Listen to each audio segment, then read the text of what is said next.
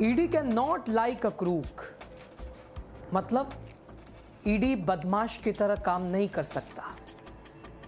यह बात हम नहीं कह रहे हैं, यह बात कह रहा देश का सुप्रीम कोर्ट। क्या भारत की सबसे ताकतवर जांच एजेंसी अब बदमाशों की तरह काम कर रही है? सुप्रीम कोर्ट ने आखिर क्यों ईडी को लगाई फटकार? सुप्रीम कोर्ट में खुली मोदी सरकार के जांच एजेंसी की पोल। क्या है पूरी खबर, आपको बड़े विस्तार से बता रहे हैं। उससे पहले मेरा नमस्कार आप स्वीकार कीजिए। आप देख रहे हैं द राजनीति का विशेष सेगमेंट खबर और विश्लेषण, मेरे यानी यासूब रजा के साथ। ED can not like a crook, मतलब साफ है, ईडी बदमाश की तरह काम नहीं कर सकती। यह बात हम नहीं कह रहे हैं, यह बात कह रहा देश का सर्वोच्च न्यायालय सुप्रीम कोर्ट। ईडी को सुप्रीम कोर्ट क्रूक कह रहा है, मतलब बदमाश। यह बयान सुनकर दोस्तों हम भी हैरत में पड़ गए, आप भी पड़ गए होंगे। ईडी जिसकी ईमानदारी की कस्में मौजूदा मोदी सरकार खाते खाते कहां थकती है, जिस ईडी ने अरविंद केजरीवाल को गिरफ्तार किया, जिस ईडी ने मनीष सिसोदिया को गिरफ्तार किया, संजय सिंह, हेमंत सोरेन, न जाने कितने नेताओं को ईडी ने गिरफ्तार किया, उसे सुप्रीम कोर्ट ने क्रूक कह दिया दोस्तों। बदमाश, बदमाश कह रहा सुप्रीम कोर्ट। सुप्रीम कोर्ट ने बदमाश कहा ईडी को, और यह भी कहा कि ईडी को कानून के दायरे में रहकर ही काम करना होगा। यह कानून के दायरे से बाहर निकल के ईडी को काम करने का कोई अधिकार नहीं है, कानून के दायरे में रह के काम करना होगा। दोस्तों सुप्रीम कोर्ट ने ईडी को जोरदार फटकार लगाई है। कोर्ट ने साफ कहा ईडी को कानून के दायरे में रहकर ही काम करना चाहिए, ना कि बदमाशों की तरह। बड़ी सख्त टिप्पणी है, यह सख्त लहजा सुप्रीम कोर्ट का दिखा है। दोस्तों सुप्रीम कोर्ट ने जो कहा उसने सत्ता की धड़कनें बढ़ा दी हैं। साफ कहा सुप्रीम कोर्ट ने, आप कानून के दायरे में रहिए, बदमाशों की तरह मत चलिए, बदमाशों की तरह मत काम कीजिए। ये तल्ख टिप्पणी सीधे कोर्ट से आई है। जिस ईडी के ऊपर मोदी सरकार को बड़ा नाज, बड़ा गुरूर, बड़ा घमंड था, उसे सुप्रीम कोर्ट ने ऐसी फटकार लगाई कि अब ईडी सोचने पे तो मजबूर हो गई। जस्टिस उज्जवल भुइया ने कहा कि हम लोगों की आज़ादी को भी चिंता, हम उसकी भी करते हैं, लोगों की आज़ादी की भी हमें चिंता है, और ईडी की छवि की भी हमें चिंता है। अगर हजारों लोगों को 5-6 साल जेल में रखकर और आखिर में बरी कर दिया जाए, तो उस समय का हिसाब कौन देगा भाई?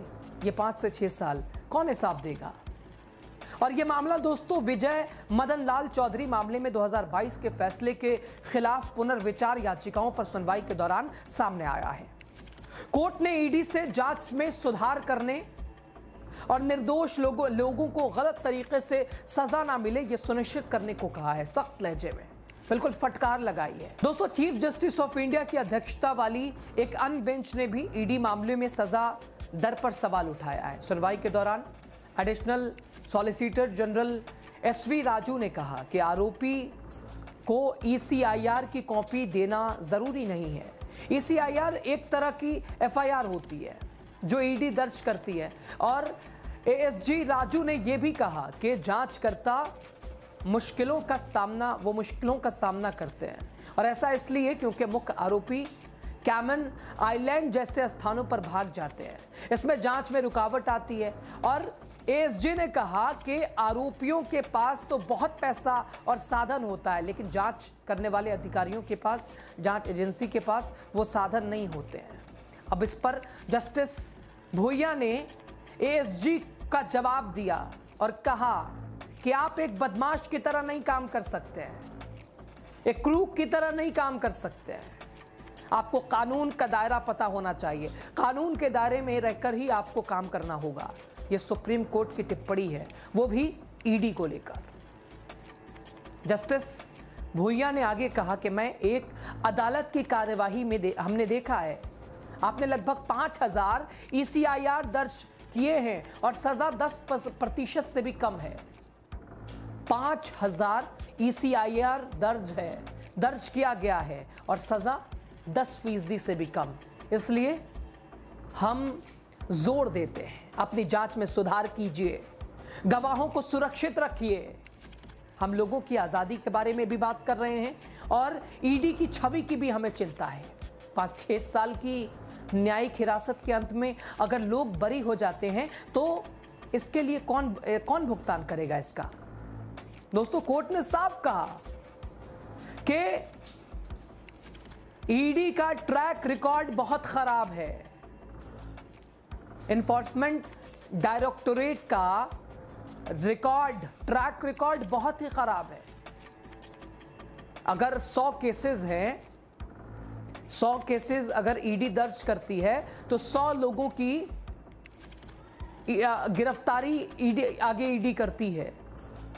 100 लोगों की अगर गिरफ्तारी करती है तो सिर्फ मात्र इसमें 10 में ही वो अपने आरोप साबित कर पाती है। 100 लोगों की गिरफ्तारी में 10 लोगों के ही आरोप सिद्ध कर पाती है, साबित कर पाती है। यानी 90 केसेस में ईडी हार जाती है।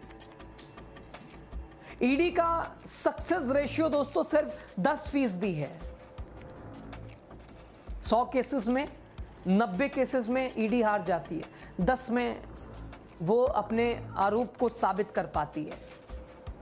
और ईडी को लेकर ये सारी टिप्पणियां देश के सर्वोच्च न्यायालय, साफ तौर पर यह सख्त लहजा और कई बातें ऐसी कही जिसे लेकर ईसी की विश्वसनीयता पर सवाल उठता है और इस टिप्पणी से यह और पुख्ता हो जाता है। दोस्तों, सुप्रीम कोर्ट ने ईडी को सख्त हिदायत दी है, उन्हें कानून के दायरे में रहकर ही काम करना होगा। बदमाशों की तरह काम नहीं करना पड़ेगा, ना कि बदमाश की तरह। तो सवाल यह है, क्या दोस्तों ईडी देश के नागरिकों की आजादी के साथ खिलवाड़ कर रही है?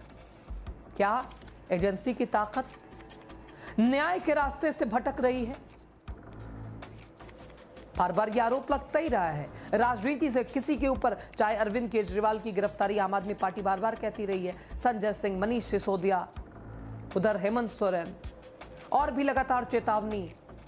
और एक और तर्क देता रहा है विपक्ष, एक बड़ा तबका कहता रहा, वो वॉशिंग मशीन वाला, कि दूर रहिएगा तो ये ईडी जाएगी, पास आ जाइएगा तो एकदम वॉशिंग मशीन धुल के चकाचक साफ। और ये सुप्रीम कोर्ट की टिप्पणी ये उस दावों को और मजबूत कर देती है, शक को और गहरा देती है। सुप्रीम कोर्ट ने दोस्तों चेतावनी दी है, सिर्फ मुकदमे दर्ज करना काफी नहीं है, जांच ऐसी होनी चाहिए जो सच तक पहुंचे, ना कि मासूमों को बरसों जेल में सड़ने के लिए छोड़ दिया जाए। अगर न्याय के नाम पर अन्याय हो रहा है तो उसकी जवाबदेही भी तय होनी चाहिए, चाहे वो कोई भी एजेंसी क्यों ना हो। यह सुप्रीम कोर्ट की टिप्पणी है, क्योंकि कानून और कानून का डर कभी किसी के खिलाफ हथियार के तौर पर नहीं इसे बनाना चाहिए और बनना भी नहीं चाहिए, बल्कि सबके लिए संरक्षण होना चाहिए। दोस्तों, ये सुप्रीम कोर्ट की टिप्पणी है ईडी को लेकर।